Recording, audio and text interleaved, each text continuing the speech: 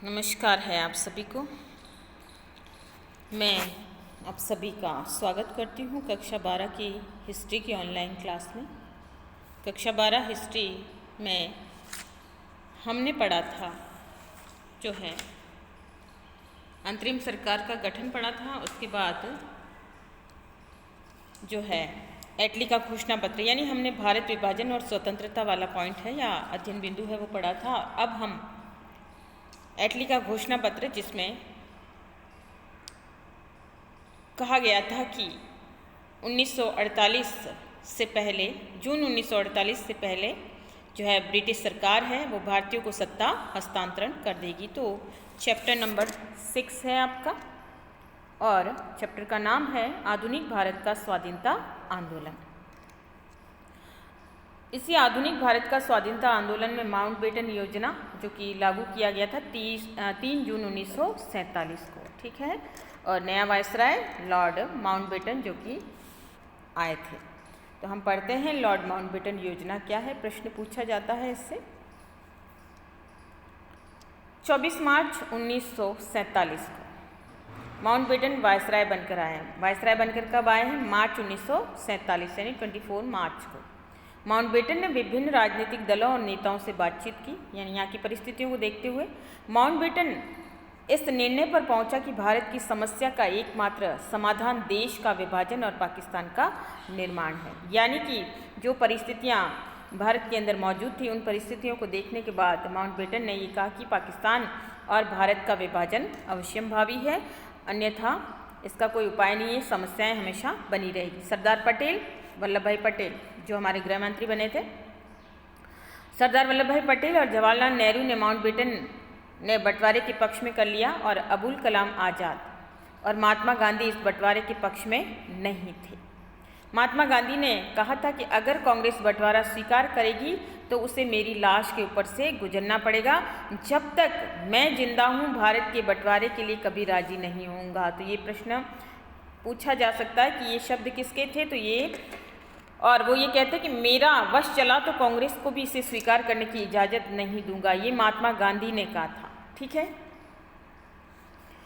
यानी महात्मा गांधी और अबुल कलाम आज़ाद ये दोनों ऐसे शख्स थे जो भारत और पाकिस्तान के बंटवारे के विरुद्ध थे। और वहीं आज़ाद ने कहा था, अबुल कलाम आज़ाद ने कहा कि मैं बंटवारे के खिलाफ हूँ। अबुल कलाम आज़ाद ने कहा कि मैं बंटवारे के खिलाफ हूँ और रहा हूँ और अब भी हूँ। तो इस प्रकार यहाँ पर ये परिस्थितियाँ हैं वो मौजूद हो गई थी, यानी कांग्रेस के अंदर भी जो है कुछ नेता, जिसमें सरदार वल्लभ भाई पटेल हैं और जवाहरलाल नेहरू हैं, ये तो बंटवारे के पक्ष में थे परिस्थितियों को देखते हुए। वहीं अबुल कलाम आज़ाद और जो है महात्मा गांधी है इसके विरोधी थे। हालांकि जब ये माउंटबेटन योजना बनी तो इसमें माउंटबेटन ने तो साथ भारत और पाकिस्तान की बात की है, लेकिन और साथ में इसमें जो लेडी माउंटबेटन थी, लेडी माउंटबेटन अर्थात उनकी पत्नी, ठीक है, माउंटबेटन की वाइफ, उन्होंने भी इसमें सहयोग किया था भारत और पाकिस्तान के लिए। और जो है जो राष्ट्रीय नेता थे उनको इसके पक्ष में करने के लिए उन्होंने भी सहयोग है वो दिया था।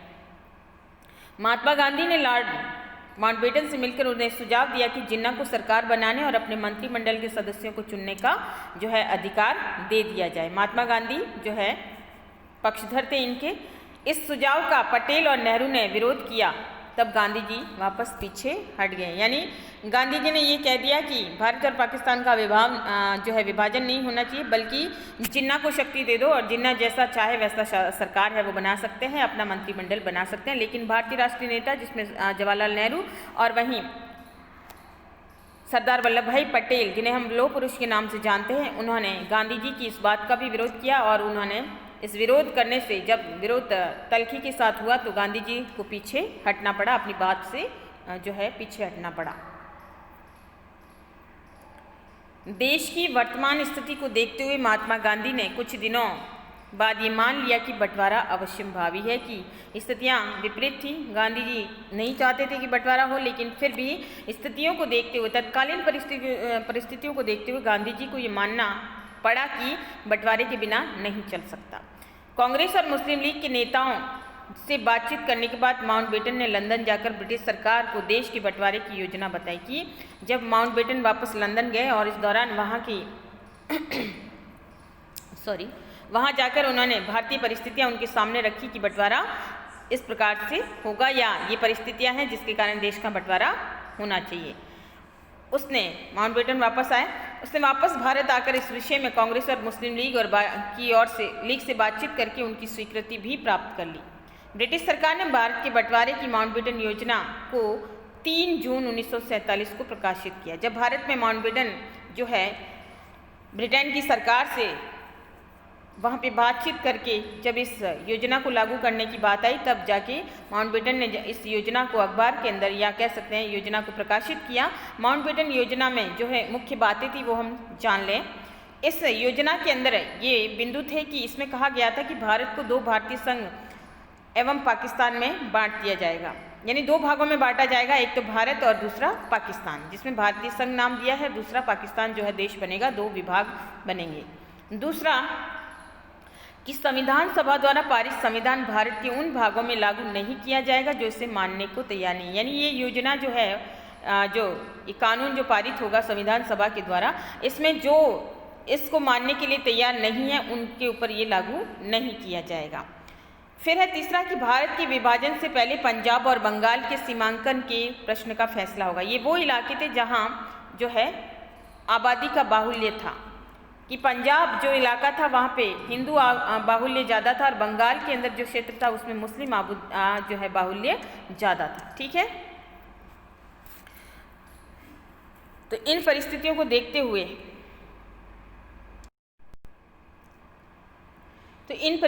देखते हुए सरकार है वो फैसला लेना चाहती थी कि भारत के विभाजन से पहले पंजाब और बंगाल के सीमांकन के प्रश्न का फैसला होगा, यानी बंगाल और पंजाब को किस प्रकार से बांटा जाएगा। बंगाल और पंजाब के हिंदू बहुसंख्यक जिलों और मुस्लिम बहुसंख्यक जिलों के प्रांतीय विधानसभा के सदस्यों की अलग अलग बैठक भी बुलाई जाएगी और उसमें यदि कोई भी प्रांत का विभाजन चाहेगा तब विभाजन कर दिया जाएगा, यानी बंगाल और उसके पक्ष में, क्योंकि बंगाल के अंदर जो है मुस्लिम बाहुल्य था और पंजाब ऐसा क्षेत्र था जहां हिंदू बहुसंख्यक इलाका था और ऐसे में यहाँ की आबादी की जो चाहेगी उसके आधार पे उन जिलों को, उन प्रांतों को जो है या तो भारतीय संघ में शामिल किया जाएगा या फिर पाकिस्तान के अंतर्गत शामिल किया जाएगा। तो ये यहाँ पर इसका जो है बाहुल्य के आधार पे या विधानसभा के सदस्यों की बैठक बुलाई जाएगी और उसके बाद कोई भी जो भी पक्ष विभाजन के फेवर में होगा उस आधार पे उसका विभाजन किया जाएगा।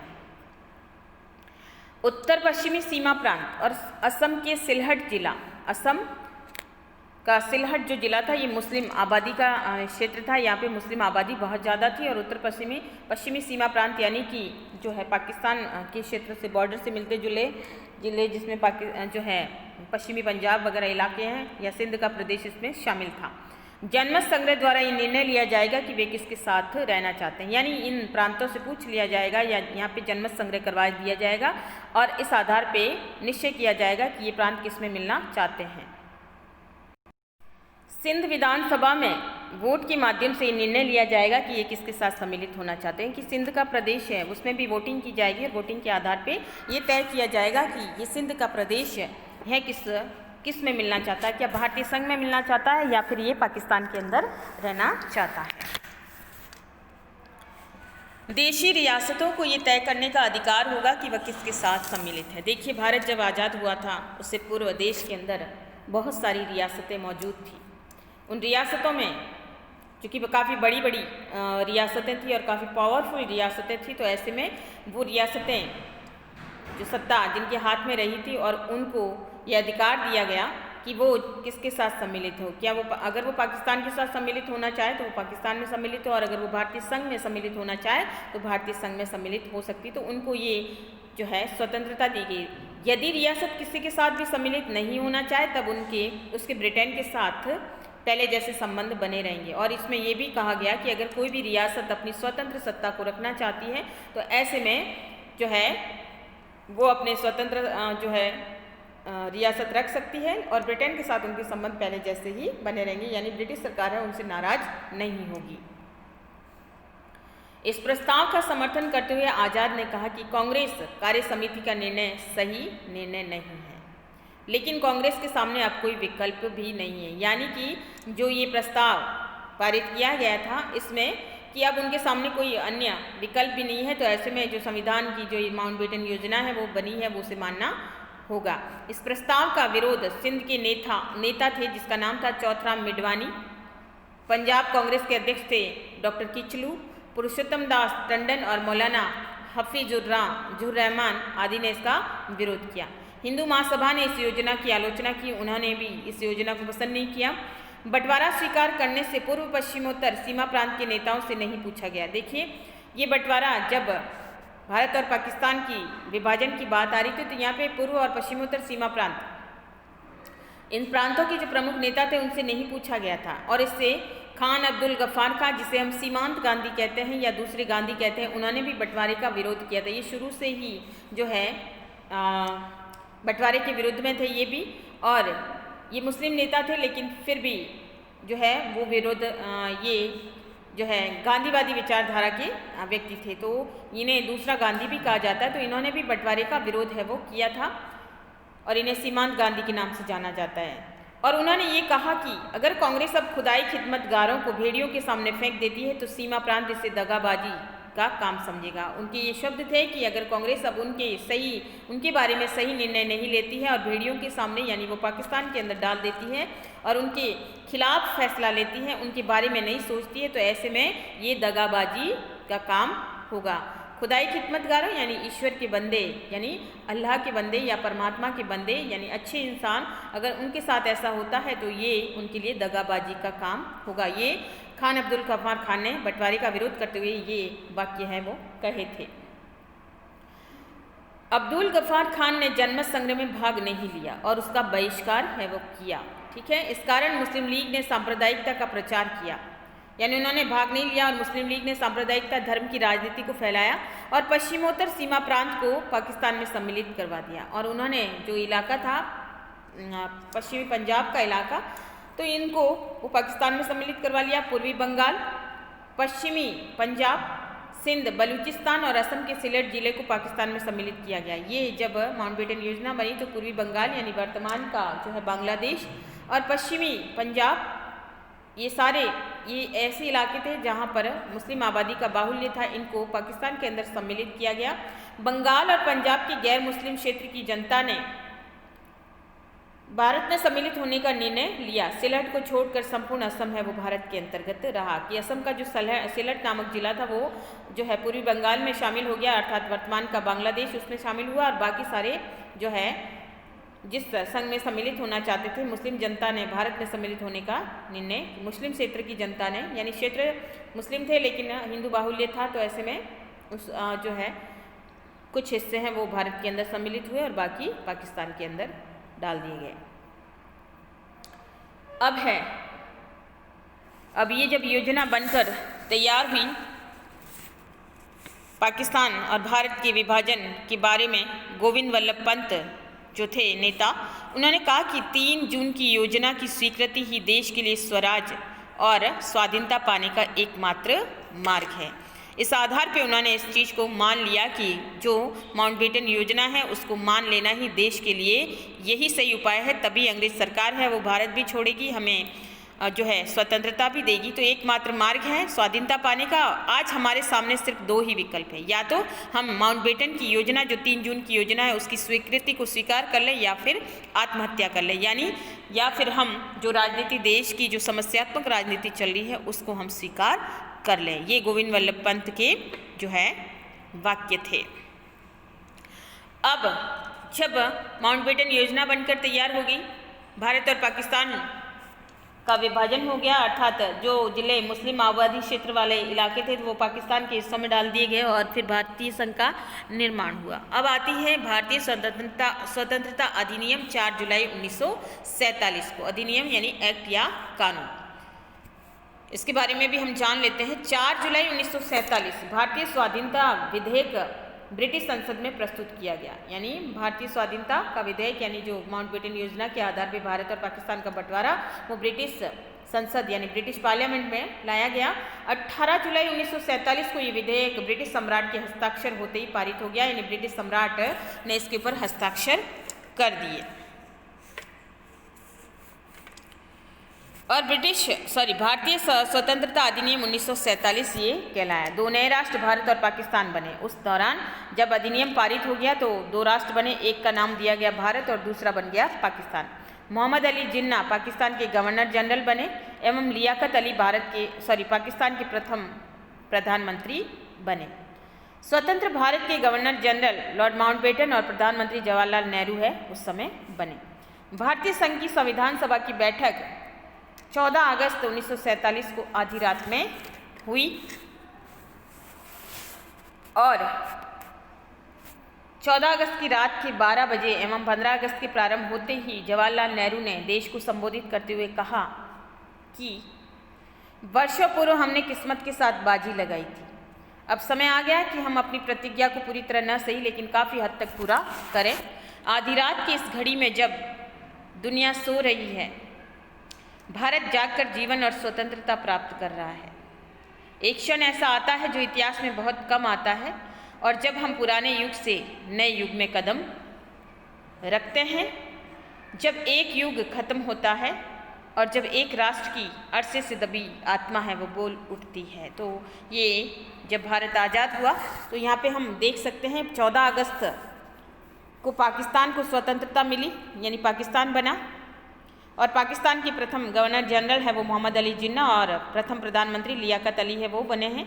और 15 अगस्त को भारत आज़ाद हुआ और ठीक 12 बजे प्रधानमंत्री जो जवाहरलाल नेहरू बने थे उन्होंने संविधान सभा को संबोधित किया और ये सारे शब्द है उन्होंने बोले कि हम एक नए युग में प्रवेश कर रहे हैं और एक पुराना युग है वो अब खत्म हो रहा है। संविधान सभा में ने इसके बाद लॉर्ड माउंटबेटन को गवर्नर जनरल नियुक्त किया और तत्पश्चात जवाहरलाल नेहरू के नेतृत्व में एक नई मंत्रिमंडल की शपथ है वो दिलाई गई। तो इस प्रकार से भारत स्वाधीनता अधिनियम बना और भारत और पाकिस्तान नामक दो राष्ट्र बने जो कि वर्तमान में हमारे सामने मौजूद है। तो ये था आज का हमारा टॉपिक जिसमें माउंटबेटन योजना के बारे में जाना और साथ ही भारत स्वाधीनता अधिनियम जाना जो कि बना है 1947 4 जुलाई 1947 को और 15 अगस्त को हमारा देश है वो आज़ाद हुआ। तो ये था आज का टॉपिक। आशा करती हूँ कि आपको समझ में आया होगा। धन्यवाद।